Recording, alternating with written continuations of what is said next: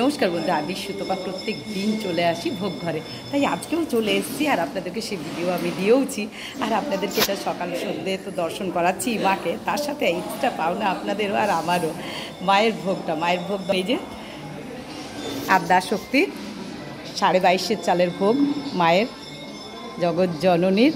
ওখানে যেমন নুন, লেবু, তারপরে ওখানে কচু শাক বললো আজকে, ওটা 5 রকম ভাজা, ডাল, চচ্চড়ি, আলুর তরকারি, এঁচোড়ের তরকারি, চাটনি আর পোলাও।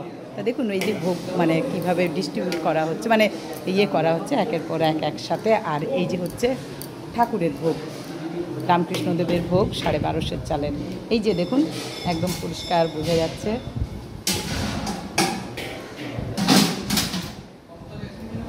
তাই এটাই আপনাদের সাথে শেয়ার করি। এই যে রাধা মাধবের 32.5 চালের, ওখানেও একই মেনু সবারই, সব দেবতারই। ডাল, ভাজা, চচ্চড়ি, ডাল, এখানে একটা চচ্চড়ি, এখানে একটা তরকারি, এটা হচ্ছে আলুর তরকারি, ওটা হচ্ছে মানে এঁচোড়ের তরকারি, চাটনি আর ইয়ে। তাই এটাই ছিল আপনাদেরকে দেখাবার। এখন এইটুকু। তা প্রত্যেক দিনে এইরকম ভিডিও আপনারা দেখতে পাবেন, মায়ের ভোগটাও দেখাবো। আর অবশ্যই তার জন্য আমার চ্যানেলটাকে সাবস্ক্রাইব করুন, পাশে থাকুন, সবাই ভালো থাকুন মায়ের কাছে, এটাই বলবো। তাই এগিয়ে নিয়ে যেতে সাহায্য করুন। টাটা। এবারে আমি চলেও যাচ্ছি, কারণ ওরা এবার এগুলো সব ঠিকঠাক করবে। আর বেশিক্ষণ থাকা ভালো না, কারণ ওনারাও কাজ করছেন, বিরক্ত হয়ে যাবেন।